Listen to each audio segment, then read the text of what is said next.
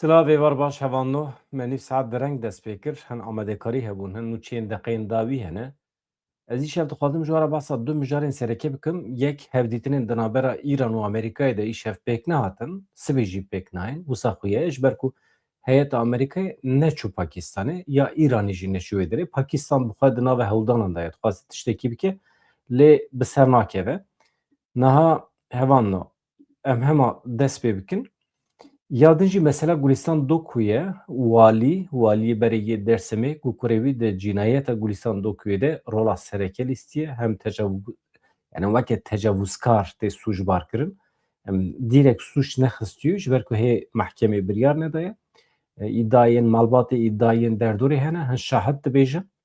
Lê weke tecavuzkar û kujerê Gulistan Doku tê sûcbar kirin ev bavê wî ye. Ji ber ku delîl ji holê rakirine hatiye girtin ka binêrin di nava meselê de çi heye. Akın Gürlek Wezîrê Edaletê yê nû yê Tirkiye dibêje di sala 2025 de kesekî şahidekî bi dizî ji me re behsa gora Gulistanê kiriye, ciyekî tarîf kiriye, em çûne me lêkolîn kiriye rast e gorekî ye, vala ye. Ew qas. Lê tam rezalet e, tam susurluğê ye, dewlet heta xirikê di nava meselê de ye. Îro çima hewldan meselê eşkerê bikin, hê jî tam eşkere nekirine ji ber ku hê jî cenazê Gulistan Doku nehatiye dîtin. Ev jî meselekî ye, weke cinayetekî failî wî nediyar e. Di vê meselê de hinekî zehmet dibe. Pêvajoya mehkemê zehmet dibe ji ber ku suç nehatiye tespît kirin. Nayê tespît kirin heta ku cenaze li holê tune be. Ev zehmet e hevanna. Di vê naverê de hûn jî pirsê xwe bipirsin tiştê di derbarê Gulistan Dokuyê de fikrê we çi ye? Dewleta Tirkiye çima beriya 6 salan na, beriya 5-4 salan na îro derketiye dibêje. Eleqa vê mijarê bi Süleyman Soylu re çi qas heye? Gelo dîsa pêşbirikê yani ev rayedarên dewleta Tirkiye di nava hikûmetê de bi hev re ketine qayîşê ew jî heye.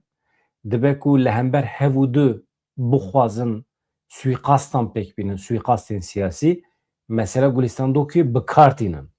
Yani edaleta Tirk ne samimiye ne dürüst e, tenê di meseleyên dijî hev de me weke amûr bi kar tînin. Ev be dîsa skandal e. Mesele ew e ka em binêrin çi qas bi vî ve girêdayî ye. Yani kesekî li ber me nakeve tenê li hember hev û du bi kar tînin. Ev kesekî hûn niha serî wî nava meselê de ye, nava Çixêzê de ye, waliyê Dêrsimê yê berê Tuncay Sonel hat girtin. Di çarşoveya lêpirsîna Gulistan Dokuyê de waliyê Dêrsimê yê berê Tuncay Sonel aniha di bin çavan de bû îro piştî lêpirsîna wî, piştî îfadê wî hat girtin. Mesela kelepçe hebû, pêşî bê kelepçe xwestin bibe zîndanê lê millet reaksiyon nîşan da. Li ser nerazîbûna millet polîs mecbûr ma kelepçe li destê wî bixe. Tuncay Sonel bi kelepçe ji edlî hate derxistin li ser nerazîbûna gel birin girtîgehê. Di çarçoveya lêpirsîna dosyaya xwendekara zanîngeha Mûzerê Gulistan Dokuyê de Keçemeya Amedî, waliyê Dêrsimê yê birê Tuncay Sonel ku hatibû binçavkirin îro piştî îfadê wî li dozgeriyê hat girtin. Tuncay Sonel di îfadê xwe de hin tiştan dibêje. İfadê wî jî pir balkêş e. Her tiştî înkar dike. Dibe ev suîqasteke siyasî ye li hemberî min. Tu îşê min bi îşa neketiye. Wê demê jê dipirsin dibêjin madem îşê te bi îşa neketiye çima tu çî bi tena serê xwe sîm karta Gulistanê ji malbatê digirî dixî nava zerfekî dişîne Enqerê. Çima? Normal şertan de li gorî prosedûrê dibe tu teslîmê dozgeriyê bikî. Divê tiştekî wisa nayê bîra min ji bo ku mesela hinekî zû pêş bikeve min ew kiriye lê min nayê bîra min bixistiye zerfekî dayekî. Divê kesî ku te sîm kart daye wî dibe ew li xwe min kur hatiye îtiraf dike. Dibe na, vana ji min hez nakin, vana dibe suîqasên siyasî ne. Divê te emir daye doktor te gotiye van delîla ji holê rake, dibe ew jî nayê bîra min tiştekî wisa tune wana hemî îftiran el min. Kurê xwe diparêze, kurê min dibe zerar nade meşekî jî, tiştekî wisa tune ye, dibe teyrê wî hene, çûçikî wî hene li malê. Eger hûn kurê min bavê ji hebsê wê kî xwedî li van teyra derbikeve, tiştî wisa ecêb ecêb jî dibêje. Lê wextê ku van tiştan dibêje, nizane ku 10 deqê din ew ê jî were girtin, ew ê jî bikeve hebsê. Yek jî hevan no di dîroka Tirkiyeyê hema yek ji carên ewil e ku walî tê girtin. Walî hûn zanin kesekî rayedarekî payebilindiyê dewletê ye. Normal şertan de ne girêdayê hikûmetê jî. Normal mirovê dewletê ye. Tabii di pêvajoya Tayyip Erdogan de pir tişt guherîn. Kaymakam jî, walî jî, şaredar jî her tişt bû partî mirovên derdora xwe bicih dike. Walî heta ku girêdayê AKP nebe nayê erkdarkirin jî. Ji ev yek ji carên ewil e di dîroka Tirkiyeyê waliyekî wisa ji ber sûçekî cinayetê tê girtin. Normal di mesela hevrekiyê de di reqabetên siyasî de tabii walî ji kar têne dûrxistin, walî têne girtin filan. Ama bela xwe bidinê di van 30 salên dawî de li Bakurê Kurdistanê ew qas cinayet çêbûn. Navê wan kirin cinayetê faîlî wan nediyar. Cinayetên faîlî meçhûl. Heta niha tê bîra we ku yek waliyekî ji kar hatibe girtin. Yani avêtina hebsê derekî din ji kar nehatiye avêtin. İnsanê ku ji kar hatibin dûrxistin jî terfiye kirine. Yani wezîfa wan bilindtir bîye. Waliyên li bajarên Kurdistanê hevan no însanên taybet in di siyaseta Tirkiyeyê. Tu wextê bibêjî min li Dêrsimê walîtî kiriye, li Colemêrgê walîtî kiriye, li Amedê walîtî kiriye, ev ji bo te îtîbarekî ye di siyaseta Tirkiyeyê. Wê demê tu mirovê îstixbaratî, tu mirovê jendirmeyî, tu mirovê hikûmetî, tu mirovê sadiq yê dewletî, wê demê dewlet xwedî li te derdikeve. Îja ev ya mesela Dêrsimê de normal dewlet xwedî lê derketibû, ev 6 salê lê derketiye. Ji nişka we nîgî wî şeqitandin. Ji ber vê yekî em dikevin şüphê. Çima gelo meselê wan ê navxweyî heye. Em zanin ne ku ji me hez dikin, ne ku ji Gulîstan Dokûyê hez dikin, ne li ser îsrara malbatê jî. Malbat jî divê xwe nexapîne. Rêzdar Aygül Dokû tamam pir mücadele dike heqeten. Xelata herî mezin a cîhanê heq dike. Ew ê jî niha dengê me biçe ew ê bêje xelata herî mezin ji bo min ew e ku Gulîstan Dokû were dîtin. Rast e.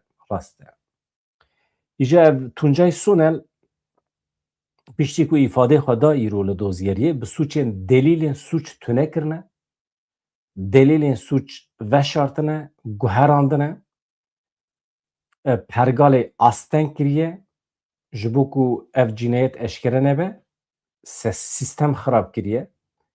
Wekî din îxlalkirina jiyana taybet, belgeyên fermî xirab kirine, tune kirine, bi daxwaza girtinê sewqê dadgehê hate kirin îro.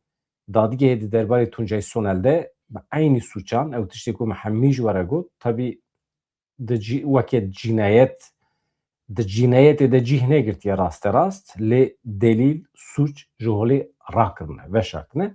Bi van sûçan biryara girtina wî hate dayîn. Pêşî bê kelepçe xwestin ji edliyê derbixin bibin zîndanê lê li ser nerazîbûna millet polîsên derdorê mecbûr wan kelepçe li destî wî bixin bibin. Wezîrê Edaletê Akın Gürlek jî dibêje şahadê veşartî ciyê gora Gulîstan Dokû beriyan hajmera gotibû 2025 de yani sala borî dibe me çû rast e di wê derê de em dibînin ku şopa cenazeyekî heye bedena însan lê beden tê de tune ye û sîlehekî heye sîleh jî çawa em zanin sîlehe ji ber ku oksît bûye li wê derê yani jeng girtiye em dibînin ku bîhna jengî heye di nava wê gorê de û ev jî tê wê manê ku wextê beden defn kirine sîleh jî pê re xistine çal û tabii sedî sed ne kevşê ye Gulîstan Dokûyê. Li ya balkêşe we şahid wextê deverekî tarîf dike, ev kes diçin li gorî wê tarîfê dibînin ku çalekê ye. Yani gorekî heye ama gorê de tiştek tune. Sala borî çima eşkere nekirin? Çima heta îro ew jî meselekî din ê bi serê xwe ye. Niha heyeta Amerîkayê nehat Pakistanê. Çûna wan wê derê bi temamî hate rawestandin. Ev xeterî ye. Zengila şer e. Heyeta Amerîkayê bi seroketiya Vance çima neçû İslamabadê, çima neçû Pakistanê? Çünkü heyeta İranê jî neçû. İran dibêje di bin gefan de em hevdîtinê pêş naxin. Yani şertê me heye divê em wek hev bin, divê em hinekî samîmî bin, em gef û tehdîtan li hev nexin. İran jî gef li wan dixwe. İran rejîmek kujêr e. Aniha ez ê fotoğrafê gencekî nîşanê we bidim. Yani dilê însan değişî hevan. Yani gencekî dar vekirine îro. 1700 insan dar vekirine di nava salekî de. Çawa mümkün e? Devletekî ew qas çawa dikare bibe dijminê milletê xwe? Ev rejîma İranê mehkûmê hilweşînê ye. Bi destê Amerîkayê, bi destê İsraîlê, bi destê millet. Kî dibe bila bibe. Ama ev rejîm li ser kar ne mümkün e bimîne. Ne ji Kurdan ra xêra wî heye, ne ji milletê İranê, ne ê milletê din ra. Ji tu tiştekî re xêra vî dewletê tune ye. Dewletekî temamî dijminê milletê xwe ye jî. Mirov çawa pergal e, mirov çawa dewlet e 1700 însanê xwe dar vedike di nava salekî de. Yani tu li hember milletê xwe nava şer dayî. Ji ber vê ji tu Kurdekî ez tehemûl nakim bibîsim ku rejîma İranê dibe em pêra li hev bikin. Tu çi ra li hev dikî yani? Çawa dikarî li hev bikî? Mesela mîna Tirkiye yani niha rejîmekî dîktatorîyal wextê ku li ser hukm be tu dikarî pêra li hev bikî? Çawa pêra li hev dikî? Ev dewlet çawa dikare sozê bide me ku televizyonên Kurdan dikarin ava bibin li Tirkiye û li Bakurê Kurdistanê?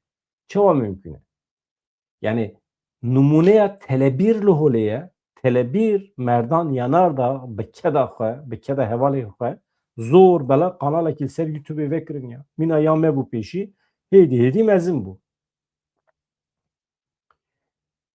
Ew AKP'ya ku biçe kanal telebîr bigire, rêvebirî wî merdan bavê ji hepsê.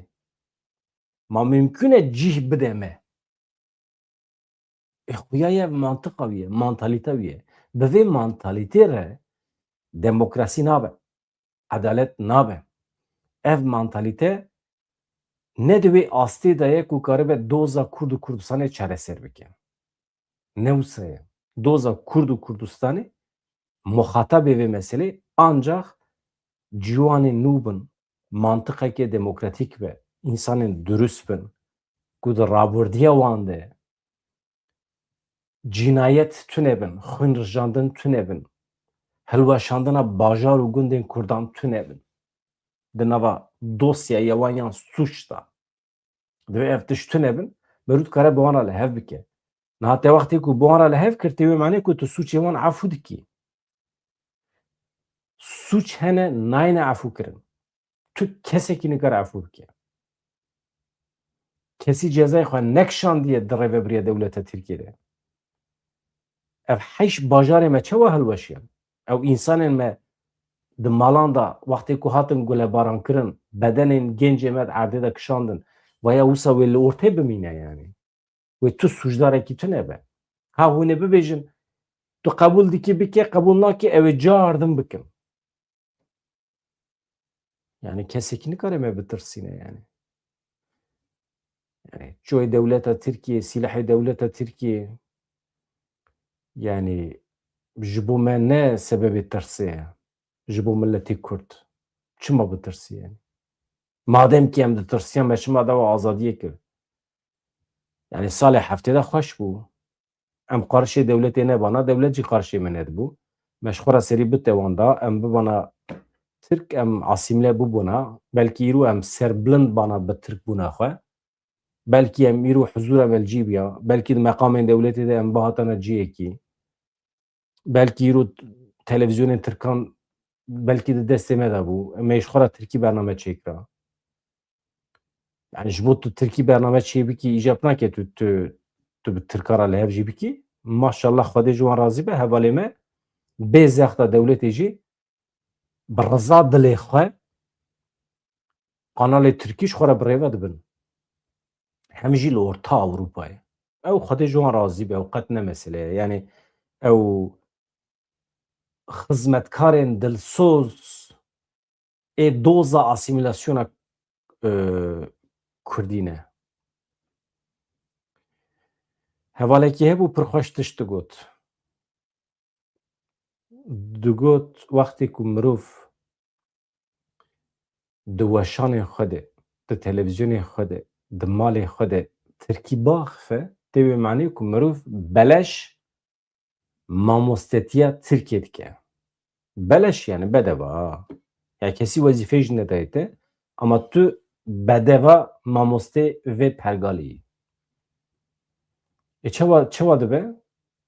Ya însanekî li Orta Ewropayê hemî xebata xwe ya rojnamegerî, xebata xwe ya siyasî faaliyetê xwe her tiştî bi Tirkî bi rêve bibe. Çawa dikare dawa Kurdî bike? İjab nake yani. Ez dibêjim ne paradoks têde heye. Yani nakokî têde heye. Ez rêveberê dewleta Tirkiye bim, ez ê bibêjim pêşî ji xwe dest pê bike keko. Heta tu wî tiştê ji min dixwazî, di pratikê de pêk bîne, wextê ku min pêşî li te girtibe, wê demê gilî bike. Ma min pêşî li te girtiye, tu çû Orta Ewropayê de te rojname vekîlê, televizyon vekîlê te qanal ser qanalê ve dikî hemî bi Tirkî mala te ava, ji xwe re çêke. Ama min pêşî li te girtiye, na, ê dawa çi dikî?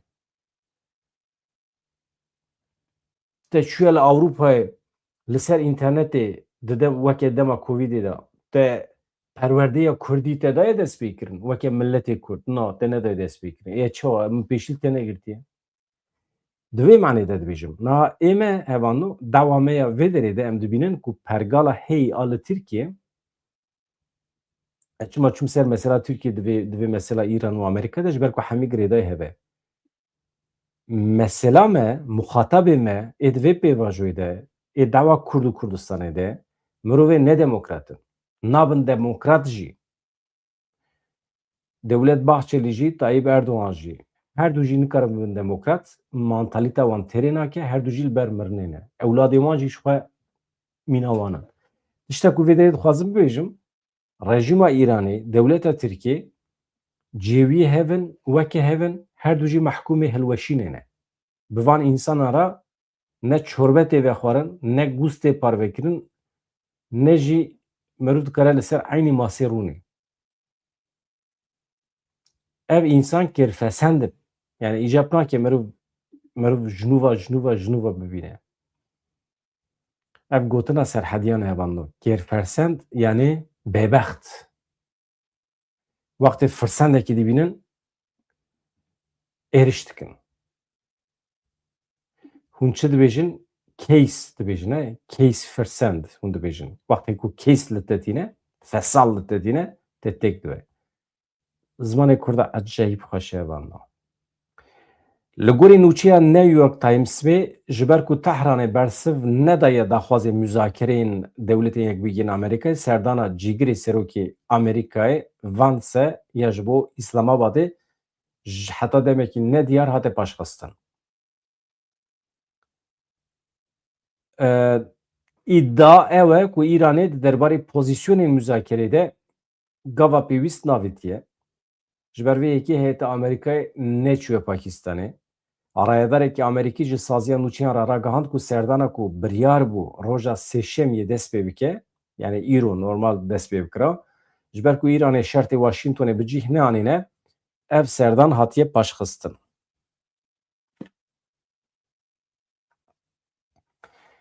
Aynı rayedarê diyar kir ku eger Îran van şertan bi cih bîne dibe ku serdan carekê dimike ve rojevê wê demê hevano îcab dike ku agirbestek ku normal sibê bide wî dibe ev agirbest dibê were dirêjkirin.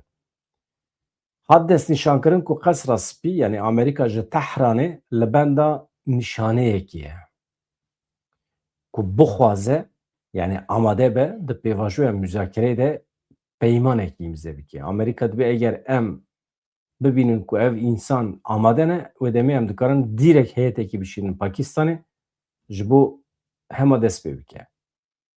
Niha daxuyaniya Donald Trump heye li ser mijarê ya Amerîkayê jî ya Tehranê jî. Niha Tehran Serokê Meclîsa Îranê Qelî Bafê dibêje em müzakereya dibin siya gefan de qebûl nakin. Hûn zanin li Îranê gelekî jin hene, însan hene, aniha cezayê îdamê li wan hatiye birîn li ber sêdarê ne. Donald Trump xwestiye hin kes ji wan werin berdan. Cezayê îdamê neyê pêkanîn. Di nava van jinan de Kurd tune ne. Bi sedan jinên Kurd hene li Îranê li ber sêdarê ne derbarê wan de cezayê îdamê hatiye birîn. Donald Trump basa jina Kurd nekiriye. Ez bar dikim Donald Trump Kurd ji çav derxistine. Hem di vî şerî de nekarî Kurdan bikarbîne ji ber vê ye. Normal niyeta min tune bu ez îro bername çê bikim. Lê paşê wextê ku di mesela Gulistan Dokyo'yê de deqeya dawî derbas bû walî hate girtin ev tiştekî nû ye di dîroka Tirkiyeyê xwest ez vê yekî bu re par vê bikim. Ya din jî agirbesta di navbera Îran û Amerîkayê de sibê di qede yani sibê çarşemî êvarê li gorî saeta Amerîkayê. Em dibînin ku heyetê her du welatan nehatine cemhev ev jî xeteriya şer metirsiya şer ji nû ve derdike holê û van meseleya de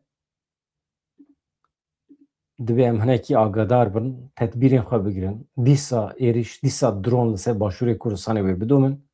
Dewleta Tirkiye wê dîsa xwe xweş bike li hember Kurdan. Donald Trump berê gera xwe ya danûstandinên aştî yên li Pakistanê raste rast bangê serkirdeyên Îranê kir. Xwest ku heşt jinê ku cezayê îdamê wergirtine werin berdan.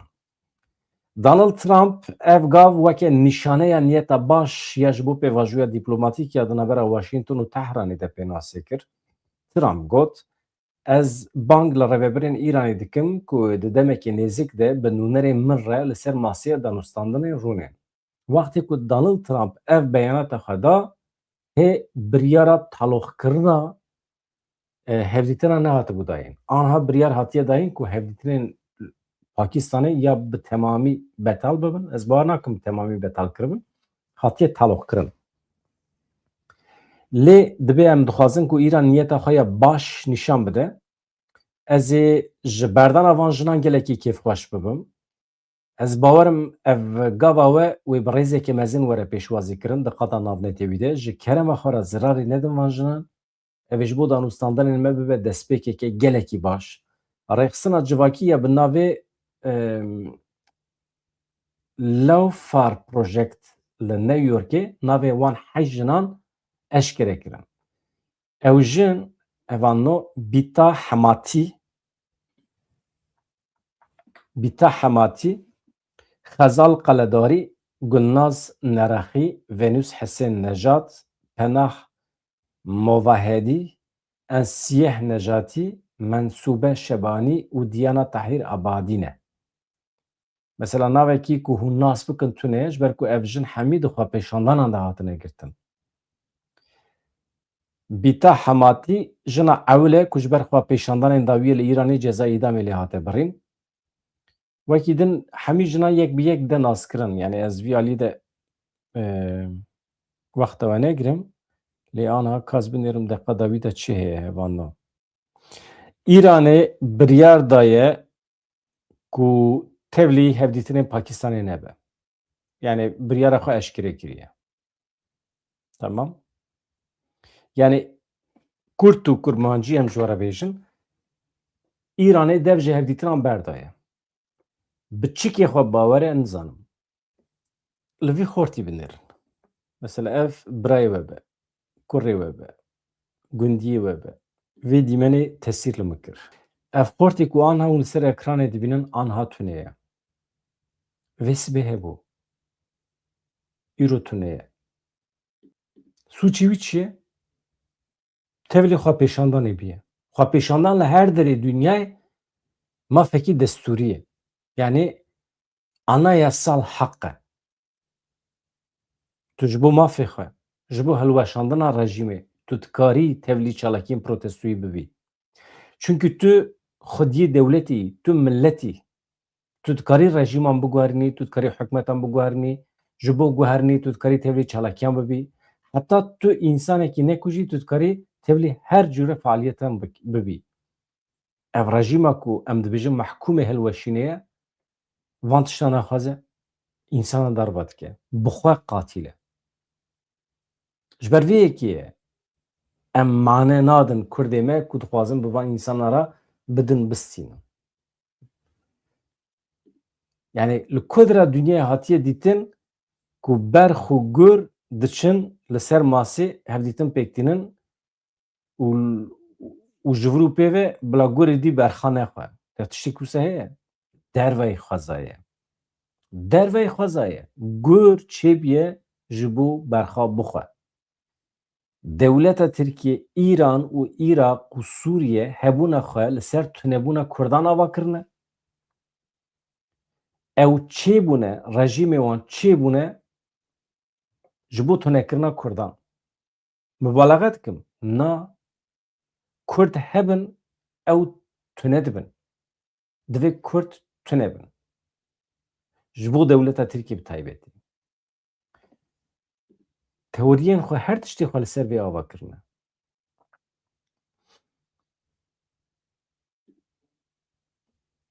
Mesela anha xortê ku hûn li ser ekranê dibînin navî Emîr Alî Mîr Caferî ye. Adaleta Îranê ev genç îro dar vekir. Destê sibê. Hem jî li pêşberî xelkê. Emîr Alî Mîr Caferî di xwepêşandanên meha çile de hatibû girtin gotê de li sêranserê Îran û Rojhilatê Kurdistanê bi hezaran kes ji aliyê rejîmê ve hatibûn qetîlkirin. Di wan xwepêşandanan de. Ya ji 28 Sibatê vir ve hinkî İsraîl û Amerîka êriş birine ser Îranê. Ji wê demê vir ve operasyonê esmanî falan û bêvan ji wê demê vir ve. 12 girtiyên siyasî hatine darvekirin li Îranê. Rapora 2025 heye. Rêxistina mafê mirovan ya Îranê eşkere dike. Li gorî vê raporê Îranê sala borî bi giştî 1639 kes îdam kirine. Îdama van kesan li qadên giştî li meydanên di nava gel de pêk hatine. Li ber çavê zarok, jinan, malbatan. Mesrefê bend, mesrefê cellat, mesrefê kuştina wî însanî ji malbatê digire rejîma Îranê. Ez wextê Hemwalatiyê Başûrê Kurdistanê bim, ez ê ji hevalê me ê Bakurê Kurdistanê re bibêjim heval na. Pêşî zorê bidin ser dewleta xwe ji bo ku tiştê ku aniye serê we qebûl bike. Yani îcab nake em biçin mesela tertela Dêrsimê jî. Yani divan 30 salên dawiyê de tiştê ku hatiye serê we dünyayê de kêm hatiye serê milletan.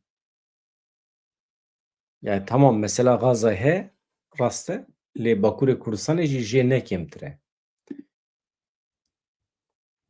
Tayyip Erdoğan Devlet Bahçeli divê pêşî divan 30 salên dawiyê de tiştê ku hatiye serê Kurdan qebûl bikin paşê Enfalê. Yan jî bi hev re feq nake yani Enfal jî meselekî giran e. Di derheqê Selhedîn Demirtaş re tiştekî nû heye heval yani hayê em jêtine ye. Ez zanim Firî Demirtaş heye van rojan. Mesele ne tenê Selhedîn Demirtaş e. Elbet muheqeq dibe were berdan ji ber ku di rûyê me de di hepsê de ye, ji ber ku berdevkê me bû, ji ber ku nûnerê me bû hat girtin. Sûcî wê şexsî tune ye. Bi xwe tiştekî nedayê dest pê kirin.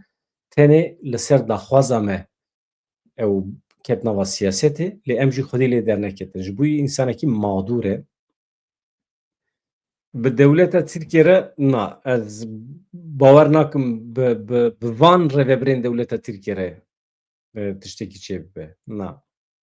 Çê dibe gencê nû werin, nesla nû were merû bi wan re dikare elbet tiştekî çê bike lê bi vî şiklî lan, bi vî mantiqê re na. Ji ber dawa Kurd û Kurdistanê tu însanekî dibe hepsa Tirkiye de tune be. Heta yek însanekî ji doza Kurd di hepsê Tirkiye de be, tu mana hevdîtinên bi dewleta Tirkiye re tune ye. Normal herkes divê were berdan. û ya din jî hemî rojnameger divê serbest bin. Rojnamevanên Tirk jî ê Kurd jî. Veya ji bo azadiya fikr û ramanîn gelekî muhîm e. Yani azadiya xwe îfadekirinê veya pir muhîm e, esas e. Yani dewleta Tirkiye nikare Tirkekî ji ber xwe îfade kiriye bavê jî hepsê û min jî li derve bihêle. Yani mantiq tê tune ye. Ji ber vê yekî mesela telebîr girtin û paşê jî ez pê hesiyam dû firotine. Ecêb yani deste ser dikin û difroşin. Kanala xelkê. Sibê ya me jî dikin. Bi xatirê we silav reis hevalna.